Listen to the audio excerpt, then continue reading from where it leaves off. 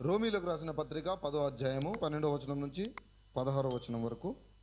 యూదుడని Greece దేశస్థుడని భేదము లేదు, ఒక్క ప్రభువే అందరికీ ప్రభు అయ్యుండి తనకు ప్రార్థన చేయు వారందరి ఎడల కృప చూపుటకు ఆయన ఐశ్వర్యవంతుడై ఉన్నాడు.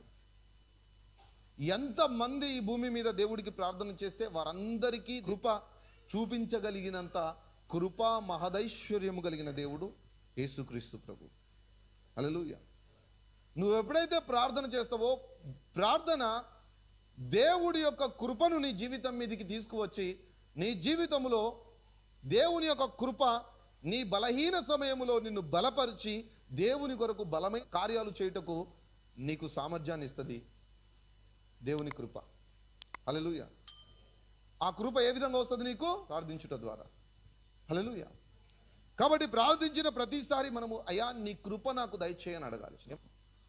ఎందుకనగా ప్రభు నామమును బట్టి ప్రార్థించువాడెవడో వాడు రక్షింపబడును. ప్రభు నామమును బట్టి ప్రార్థించువాడెవడో వాడు రక్షింపబడును. నువ్వు ప్రార్థించిన ప్రతిసారి దేవుని కృప నీ జీవితం మీదకి విడుదలై, నీ కుటుంబం మీదకి విడుదలై, నీ ఆర్థిక పరిస్థితి మీదకి విడుదలై, నీ ఆరోగ్యము మీదకి విడుదలై, దేవుని కృప నిన్ను రక్షిస్తుంది. దేవుని కృప ఏం చేస్తుంది? నిన్ను రక్షిస్తుంది. అంటే ఏ పరిస్థితిలో ఉన్నా ప్రార్థన అనేది ఆపొద్దు. నువ్వు ఎప్పుడైతే ప్రార్థించడం ఆపుతున్నావో, దేవుడు నీకు ఇవ్వడానికి సిద్ధముగా ఉన్న రక్షణ నీ జీవితం మీదకి రాకుండా నువ్వు ఆపుకుంటున్నావు. దేవుడు నీ కొరకు ఆ రోజు సిద్ధపరిచిన ఆ రక్షణ, ఆ కాపుదల, ఆ కృపను నువ్వు నిర్లక్ష్యము చేసి నువ్వు నీ పనికి, నీ ఉద్యోగానికి, నీ వ్యాపారానికి వెళ్తున్నావు. అందుకే ఆయన కృప, ఆయన రక్షణ నీకు తోడుగా ఉండట్లేదు. నువ్వు లోకంలో అన్యజనుల వలె నష్టపోతున్నావు, ఓడిపోతున్నావు, కోల్పోతున్నావు. లోకంలోని అన్యజనుల వలె నువ్వు నష్టపోకుండా, కోల్పోకుండా, ఓడిపోకుండా ఉండాలి అంటే ప్రతిరోజు ప్రభువుకు ప్రార్థన చేసి నీ జీవితాన్ని నువ్వు ఎప్పుడైతే ప్రారంభిస్తావో, ప్రతిరోజు ఆయన కృప నీకు తోడుగా ఉండి ప్రతి కీడు నుంచి, ప్రతి అపాయం నుంచి, ప్రతి ఇబ్బంది నుంచి నిన్ను, నీకు కలిగిన సమస్తాన్ని రక్షిస్తుంది. హల్లెలూయా. అందుకే ప్రార్థన అనేది చాలా ప్రాముఖ్యం. ప్రార్థన అనేది చాలా ప్రాముఖ్యం. నువ్వు ఏ పరిస్థితి గురించి దేవుడికి ప్రార్థన చేస్తావో ఆ పరిస్థితి మీద దేవుడు నీకు కృపనిస్తాడు. హల్లెలూయా. దావీదు ప్రతి విషయాన్ని దేవుడికి పంచుకున్నాడు. తన శత్రువులను గురించిన ప్రతి విషయము, తన యుద్ధాలకు సంబంధించిన విషయము, దావీదు దేవుడికి చెప్పుకున్న ప్రతి విషయములో, అది ఆర్థిక పరిస్థితి కావచ్చు, యుద్ధాలకు సంబంధించింది కావచ్చు, తన ఆత్మీయ జీవితం కావచ్చు, ప్రతి దానికి దేవుడు కృప చూపించిండు. కానీ దావీదు ఎప్పుడు కూడా తన యొక్క శరీర బలహీనతను గురించి దేవుడి దగ్గర చెప్పుకోలేదు. ఏందా బలహీనత? స్త్రీలను చూస్తే పడిపోయే సమస్య ఎప్పుడు కూడా దావీదు దేవుడి దగ్గర చెప్పుకోలేదు. పరాయి ఆడవాళ్ళను చూస్తే, ఇదిగో నాకు ఇలాంటి ఆలోచనలు వచ్చి నేను పడిపోతున్నానయ్యా, నేను పడిపోకుండా నాకు కృప చూపించు అని దావీదు ఎప్పుడు ప్రార్థన చేయలేదు. అందుకే దావీదు బత్షెబతోని పాపము చేయాల్సి వచ్చింది. ఆ పాపము దావీదును నరహత్యకు ప్రేరేపించింది. ఆ నరహత్య వల్ల దావీదు జీవితంలో, ఆ వ్యభిచారము, ఆ నరహత్య వల్ల దావీదు జీవితంలో ఒక మచ్చ అనేది ఇప్పటికీ మనము చదువుకుంటున్నాం. ఆ ఒక్క విషయంలో తప్ప దావీదు ఎక్కడ కూడా దేవునికి వ్యతిరేకంగా ప్రవర్తించలేదు.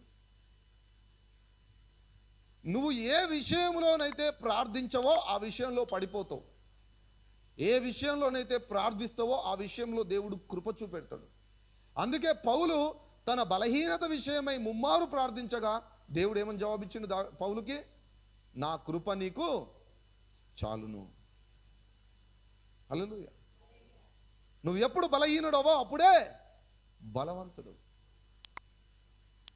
నీ జీవితంలో ఏ బలహీనత ఉన్నా ఆ బలహీనత విషయమే నువ్వు దేవుడికి మొరపెడితే, అది తాగడం విషయమే కావచ్చు, పాపపు ఆలోచనలే కావచ్చు, డబ్బు విషయమే కావచ్చు, ఆరోగ్యం విషయమే కావచ్చు, నీ వివాహ జీవితంలో ఉన్న సమస్యలు కావచ్చు, నీ దాంపత్య జీవితంలో ఉన్న సమస్యలు కావచ్చు, లైంగిక సమస్యలు కావచ్చు, ఉద్యోగ సమస్యలు, వ్యాపార సమస్యలు, ఏదైనా సరే ప్రతిదీ దేవుడి దగ్గరికి వెళ్ళి నువ్వు చెప్పుకోవాలయ్యా, ఇదిగో ఈ విషయంలో నేను బలహీనుణ్ణి, ఈ విషయంలో నేను నిలబడలేకపోతున్నా, ఈ విషయంలో నేను నిగ్రహంగా ఉండలేకపోతున్నా, ఈ విషయంలో నేను జయించలేకపోతున్నా, నాకు నీ సహాయము కావాలి, నాకు నీ కృప కావాలి అని నువ్వెప్పుడైతే దేవుడికి ప్రార్థన చేస్తావో, ప్రార్థించిన వారందరికీ కృప చూపించుటకు ఆయన ఐశ్వర్యవంతుడు. నీ బలహీనతలలో ఆయన తన కృప ద్వారా నిన్ను బలపరిచి ఆ పాపములను, ఆ బలహీనతలను, ఆ ఇబ్బందులను జయించే సామర్థ్యముతో దేవుడు తన కృప ద్వారా నిన్ను రక్షిస్తాడు. హల్లెలూయా, హల్లెలూయా. వారు విశ్వసింపని వానికి ఎట్లు ప్రార్థన చేయుదురు? అంటే నువ్వు ప్రార్థించాలంటే నీకేం కావాలి? విశ్వాసం. ఏం కావాలి? విశ్వాసం కావాలి. నిజమైన విశ్వాసము ప్రార్థన చేస్తుంది. నిజమైన విశ్వాసం ఏం చేస్తుంది? ప్రార్థన చేస్తుంది. దేవుణ్ణి నిజముగా విశ్వసించేవాడు ప్రతి పరిస్థితిలో ప్రార్థన చేస్తాడు, ప్రతి సమయంలో ప్రార్థన చేస్తాడు, ప్రతి సందర్భంలో ప్రార్థన చేస్తాడు. నువ్వు పని చేస్తూ కూడా ప్రార్థన చేయాలి, నువ్వు నడుస్తూ కూడా ప్రార్థన చేయాలి, నువ్వు పడుకొని కూడా ప్రార్థన చేయాలి, నువ్వు వంట చేస్తూ ప్రార్థన చేయాలి, ఇల్లు ఉడుస్తూ ప్రార్థన చేయాలి, బండి నడుపుతూ ప్రార్థన చేయాలి. ప్రార్థన అంటే ఏంటి? నీ పరిస్థితిని దేవుడికి చెప్పుకోవడము, దేవుడి యొక్క సహాయానికి అర్జీ పెట్టుకోవడము, మొర పెట్టుకోవడం, అయ్యా నాకు సహాయం చేయండి. సో ఎవడు ప్రార్థన చేస్తాడు? విశ్వసించిన వాడు ప్రార్థన చేస్తాడు. ఎవడు ప్రార్థన చేయడు? విశ్వసింపని వాడు ప్రార్థన చేయడు. సో నువ్వు ప్రతిరోజు దేవునికి ప్రార్థన చేయట్లేదు అంటే నీకు విశ్వాసము లేదు. నువ్వు ఏ పరిస్థితిలోనైతే దేవుడి సహాయము అడగట్లేదో, దేవుడికి ప్రార్థన చేయట్లేదో ఆ విషయంలో నీకు దేవుడి మీద విశ్వాసం లేదు. నువ్వు ఆరోగ్యం గురించి ప్రార్థన చేసి ఐశ్వర్యం గురించి నువ్వు దేవుడిని అడగట్లేదు అంటే నీకు ఐశ్వర్యం విషయమే దేవుడి మీద విశ్వాసం లేదు. నువ్వు సమృద్ధి గురించి దేవుణ్ణి అడిగి, అవునా, ఆరోగ్యం గురించి అడగట్లేదంటే నీకు ఆరోగ్యం విషయమై విశ్వాసం లేదు. హల్లెలూయా, అవునా? నువ్వు నీ కుటుంబ జీవితం గురించి దేవుని దగ్గర మొరపెట్టట్లేదు, ప్రార్థించట్లేదు అంటే నీ కుటుంబ విషయంలో దేవుని నువ్వు విశ్వసించట్లేదు. దేవుడు ఈ విషయంలో ఆయన కార్యం చేస్తాడో చేయడో. హల్లెలూయా.